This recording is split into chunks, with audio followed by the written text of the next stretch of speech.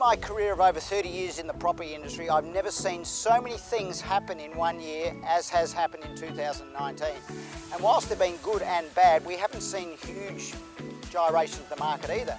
But the first of those events was the Haynes-Rohr Commission. With the Haynes-Rohr Commission, that will change the way that lending will be conducted forever and the cost of it. The Big Four and AMP and the financial industry were actually damned with the way things were going. One fine of $750 million was handed out, with more to come. So the cost of lending and the consequences of lending is so much harder and higher for homeowners all the way through to commercial property developers. Another pinnacle of 2019 was the federal election, the bullet we dodged. It's touted pretty well that if negative gearing been abolished, the franking incomes and everything else that Shorten had in store for us, that potentially our economy could have been pushed over the brink into recession.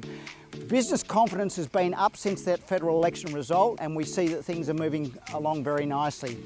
Further to that, and a real positive one here, is that we've had 3 interest rate reductions. So they've cranked the lever 3 times.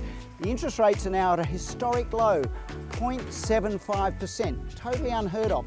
Not since the 1950s have we seen interest rates so low, and the yield is now higher than the interest rates. So that's making a great investment environment. So much so that take stock from Aspen. Aspen are a property-based investment company. Here in October, they bought $20 million worth of residential income-producing real estate spanning from Rockingham to the Hills.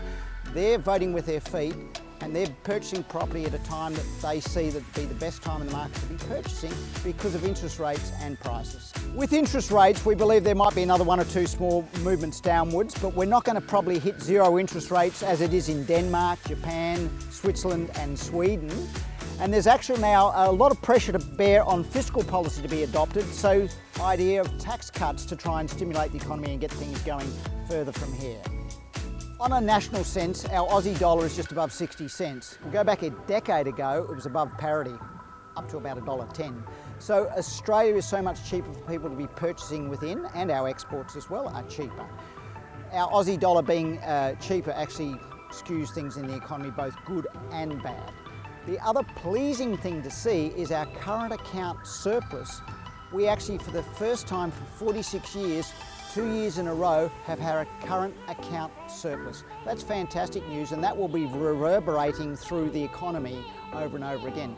The other thing is the affordability of capital city purchases in Australia.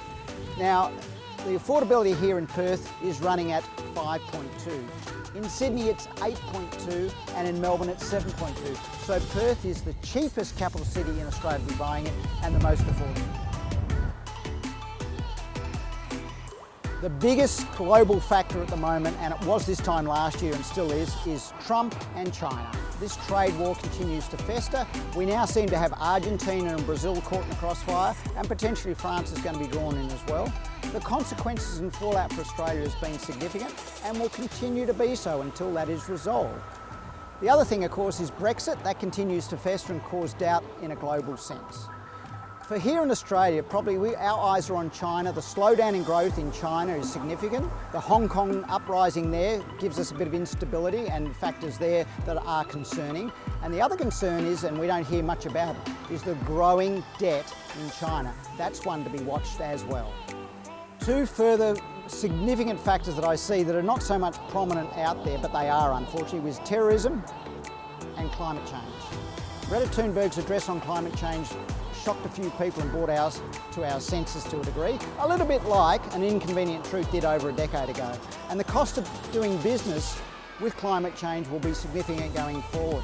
Same as with terrorism. It's hard to measure the cost of fighting terrorism, policing it, ensuring it doesn't occur, but both those factors will filter through the economies of the world and make doing business far more expensive.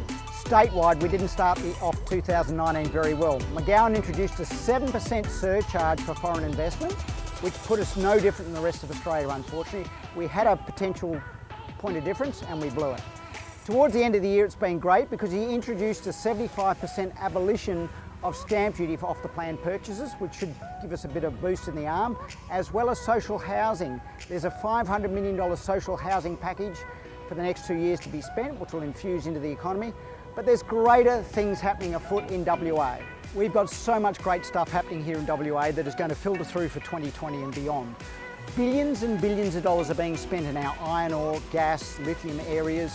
We've got infrastructure programs, roads, we've got rejuvenation of shopping centres such as Burragoon, Carousel.